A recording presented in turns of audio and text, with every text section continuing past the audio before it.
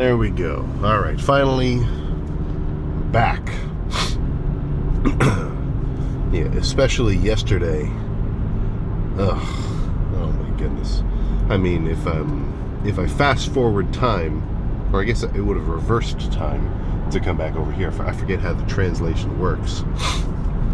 But yeah, yesterday was no fun. No training. There was some cardio though. Right? I will explain.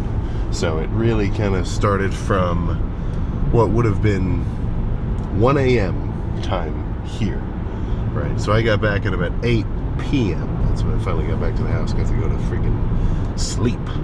But no, rewind the clock to 1 a.m. Eastern Standard Time. Wake up, pack all my trash, pack everything freaking up. Drive to the airport. It's like a 2-hour drive to London. I don't know what am I saying. Oh yeah, because we stopped in the UK after Italy. But 2-hour drive there.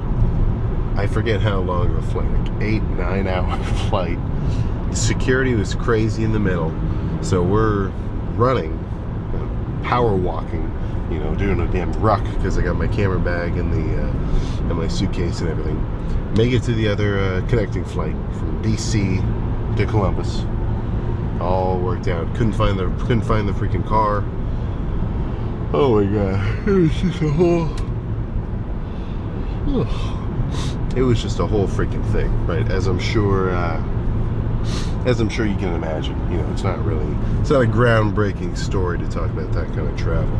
But departure to arrival, just about 12. So that's what, 20 hours or so. Not awesome. So exactly as predicted, I went to bed at like 9 and then didn't really start rolling around until like 6. But that felt pretty normal, honestly, from actually having the windows open, having the sun come in. I tell you something, it is gray over there in Birmingham. Or actually, I was getting a lot of flack in the comments. I gotta say Birmingham. It's like, don't say the ham part. That's kind of, I don't think that's a pronunciation issue. I think that's just an accent issue, right? Birmingham, that's a pretty damn stateside way to say it. Whereas you'd want to go a little more Birmingham, like a little more sound, a little less syllable in some cases. But either way, plan for today. I got to get back to my regular ass groove, which I'm really freaking excited for. I think it's a pretty easy take for somebody to say, oh, I'm going on a trip. I don't want to worry about training. I don't worry about whatever. I'll just worry about it when I come back. Would not recommend it, right? At least if you're reasonably serious about your working out. And I mean, even if you're not crazy serious, but you want to be pretty consistent, breaking that cycle, not awesome, right? Because then you got to build momentum back up once you get home. Just not an awesome situation. So my thought process is always, no matter where I'm at or what I'm doing, some exposure to weights or cardio or anything will always beat none. But I got to lift pretty well this whole time. Dino's gym on the way home, plus Gold Gym Siena. That was pretty cool down there. And then that one Anytime Fitness in Rome. Yeah, man, it all worked. Right? That's one thing I'll tell you. The weights are the same everywhere. There's nothing special about any particular place when it comes to working out. I mean, get a pump and move on. And it doesn't even take that long. I mean, I used to be a bit of a hater on the morning workouts. I'm like, I gotta lift later so I can get all my food in my system and be carved up and full. But usually, if you want to make a day out of something, having your workout done in the morning and then getting to spend the whole day doing whatever, that's a good approach, right? I probably wouldn't say it's the best for long-term off-season, muscle building progress. That's why I work out, later in the day at home in my normal schedule. But if you're out doing stuff, just make it easier on yourself, because then you don't have to break off for the group later. You can just have your thing done and you're good to go, right? Either find a gym that's close by, or if you're at a hotel, just use the hotel gym, even if it's scrappy, freaking whatever, right? But what I was about to say was, now I gotta get back into my regular freaking routine. And yesterday definitely threw me off a bit. I don't feel like I'm holding a lot of water.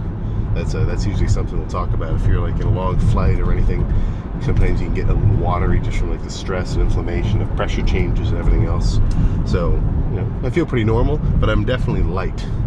I need to get carved up, so I'm talking, you know, 2.5 bagels for breakfast, plus 2 little microwavable, all-natural kind of burritos.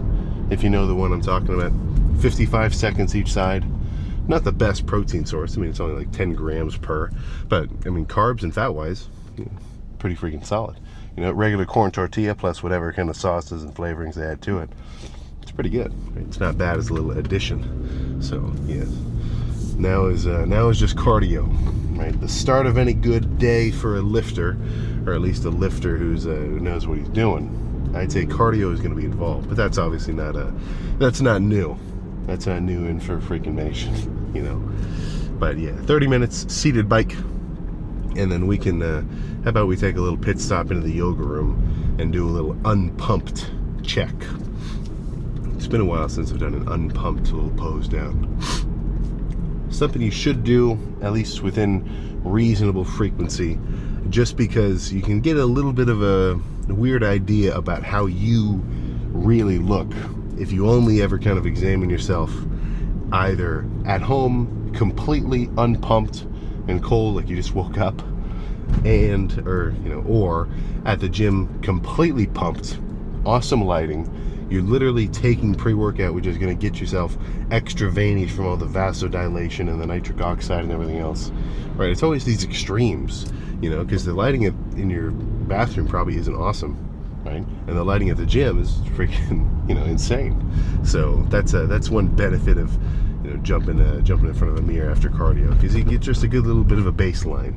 You know, being pumped is obviously going to make you be a bit bigger in the short term, just those few hours, or honestly, usually just an hour. I wouldn't say I feel pumped an hour post-workout.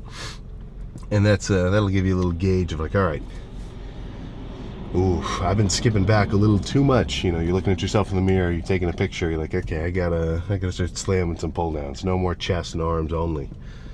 Ooh, you know what I'm saying. I'm sure you know someone like that. I don't think I do, but who knows. Either way, I'll see you once cardio is all done.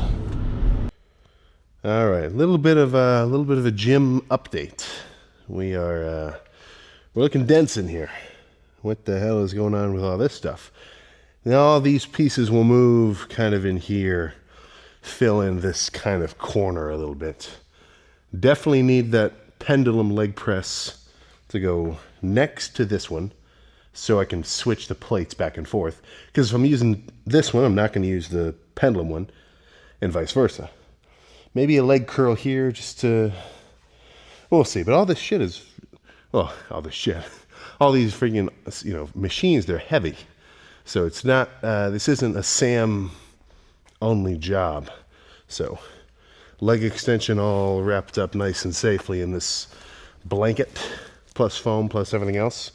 And this is what I've really been waiting for, is Roger's hip press. This thing is freaking nuts.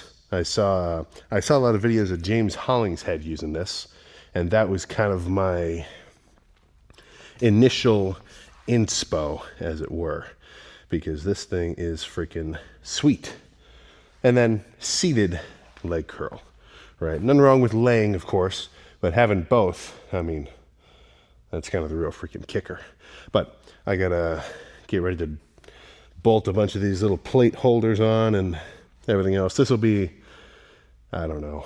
I need a posse. This is not a Sam only job. But I'm sure before legs tomorrow that, well, I guess for you it'll be legs in 2 days.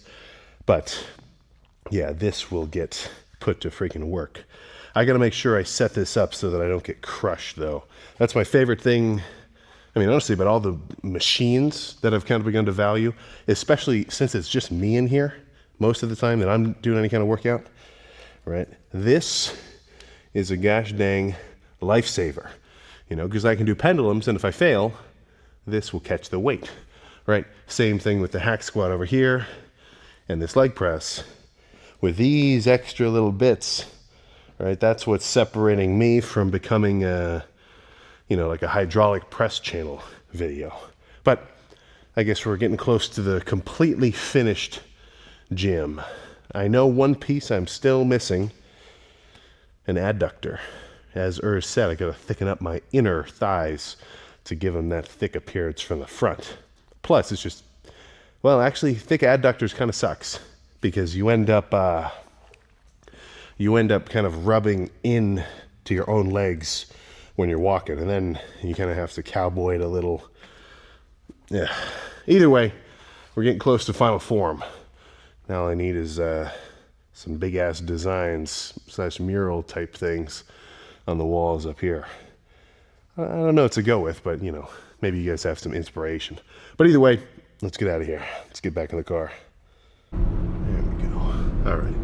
And speaking of leg equipment, yeah, I am overdue for a nasty ass leg day. I really only had one good, well, not even just one good. I only did one leg day that whole trip, just because I didn't want to. No, that's not true. Anything I could say. If you ever have something like that where you're about to say, no, that's not a real justification. That's just a freaking excuse, right? But no, I definitely took legs easier because I was kind of running around. So let's hit them with a freaking vengeance tomorrow. So I'll see. I'll get a couple of guys together tonight and put all that stuff away, kind of where it belongs. I need some tools to kind of unscrew and bolt some shit and everything else. I'm handy enough though, I can get it all in place. And yeah, so I don't know, because there's a point of overdoing it, right? 100 sets of squats would be overdoing it. Not that I'm saying I can even do 100 good sets of squats, but that's kind of the balancing act that I want to make sure I'm right on the peak of, right? Going hard, doing a lot of hard sets, but enough where they're actually effective and I'm not overdoing it, right? So I want to match my recovery with the training in the sense that, okay, if I know I'm going to train really hard tomorrow, I want to get a good night's rest tonight, eat my food, stay hydrated, be ready for it, and then go nuts. Because in the realm of bodybuilding, right, as much as we think the performance is the performance, right, competing at the show, which it definitely is, right, I think the real performances, or I guess you could kind of almost call it a small level competition, is just the intensity that you can bring on the regular, and I know that seems kind of silly. It's like a classic cliche. It's like, every day is just one step closer, man. Just get that 1% better every day. But I think that's something which is kind of a roundabout irony, because now we call cliches like cliches. It's like, oh, everybody says that. There's a reason everyone says it, because the shit's fucking true. So what I'm trying to get at is I'm making sure that my prep outside of the gym, which I was totally scrappy on because of that whole trip, but I mean, I'm not just going to sit at home forever, right? But, if I'm actually in a good zone where, okay, I can put a perfect amount of time into the training and everything else, then all right, sleep good, eat good, drink enough freaking water, stay nice and hydrated, get some good rest, try not to freak out about anything going on life-wise, because that's going to mess with your mind, and that will always kind of get in the way of your training. Your training, your workout, I think safe space doesn't necessarily match the description, because obviously if you're working out, it's a real intense, tough sort of thing, but it should be kind of a specific time period which you go into with intention enough that anything else that you've got thinking about or dealing with doesn't bleed into it. So it's just kind of I don't want to say escape, but just a period of time where you can be doing one thing purely for its own sake, right? And that could be anything. It doesn't have to be working out. I think everybody should work out, but that doesn't have to be your thing. You can do just come in, get a little full body work, leave, and then do the thing you're really passionate about later, right? For me, those two things just overlap, right? Because I mean, as long as you're running around and you're alive, you're going to want to make sure your body is at least reasonably, able to move around and, you know, pick shit up and stuff. That's where the weight training will do you good. But so yeah, tomorrow I'm gonna make sure I go absolutely freaking nuts on legs, and that means that tonight I get to do arms. Tonight I can bust out some arms. Not sure where I want to go, because do I want to stop in there or go somewhere else? We'll see. We'll freaking see. That's all I can say. But either way, finally back to the freaking States, and I'm back on track to making this a pretty solid ass off season in prep for a steep lean phase come mid-fall or so. And for some that sounds like a death sentence. Oh man, I'm not going to be lean for like 6 months. I'm not going to be able to really see my abs for 6 months. Okay. That'll hurt some guys, but if you can overcome that and, you know, instill some delayed gratification, I think you'll reap the rewards. But either way, that's all I can say. Just a quick little cardio trip, and I will see you for what I hope to be a nasty ass arm pump tomorrow. I'll make sure to post it early, because now that it's summertime, I'm going to start posting these at 12 Eastern Standard Time. We've got to get on a good schedule here. No more of these late uploads like I've got a habit of doing. So either way, I will see you tomorrow.